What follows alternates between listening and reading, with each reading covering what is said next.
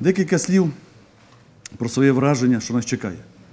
Мова йде саме за враження. Конкретно я не знаю, оскільки після призначення нового міністра охорони здоров'я я знаю лише в основному те, що знаєте ви. Ми знаємо його програму, яку він представив, ми знаємо його виступи, інтерв'ю по телебаченню і в мас-медіа. В принципі, цілісної системи перебудови охорони здоров'я ми поки що не маємо. І начальників управління, начальників директорів департаментів із областей поки що не збирали в столиці і не доводили до нас інформацію про нашу роботу. Однак зрозуміло, що ми є на порозі великої реформи в галузі охорони здоров'я. До цього часу і ті пілоти, які були в 3 областях, і ми готувалися, оскільки ми були на порозі включення в пілотний проєкт, який розширювався в охороні здоров'я. Так от, зараз вся наша держава обов'язково буде перебудовуватися, рельси зовсім інші, мета зовсім інша, і наше з вами завдання – це на перехідному періоді, який є завжди самий важкий, ми повинні не втратити те, що маємо. Це кадровий потенціал, це нашу методологію, це наш не лише лікувальний, але й профілактичний напрям нашої роботи. І я дуже надіюся в цьому плані на хірургів, на асоціацію хірургів, який є сталий, потужний колектив, який повинен втримати ситуацію. Міжвідомчі координація міняється, в тому числі і відомча медицина також під знаком запитання.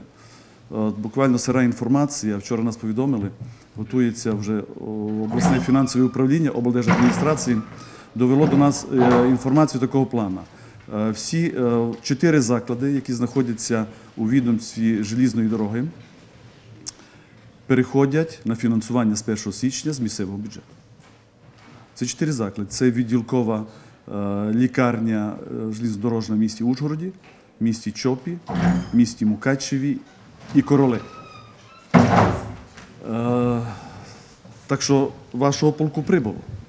Ваш лоно віддають хірурги. Але є питання, мережа збільшилася, а фінансування поки що залишається таким, як воно й було. А система фінансування охорони здоров'я – це фінансування на мешканця. Саме на мешканця. Отже, нічого не додається.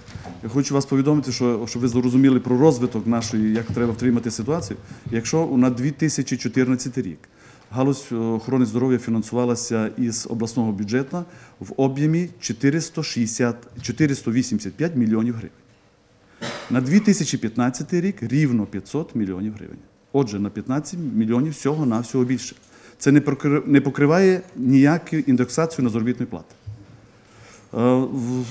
Кошторис на слідуючий рік, хоча ви розумієте, бюджет держави не прийнятий, а значить не прийнятий і обласний бюджет, але це і контрольна цифра, і немає жодної копійки на капітальні видатки. Капітальні видатки – це реконструкція, це капітальні ремонти, це придбання техніки.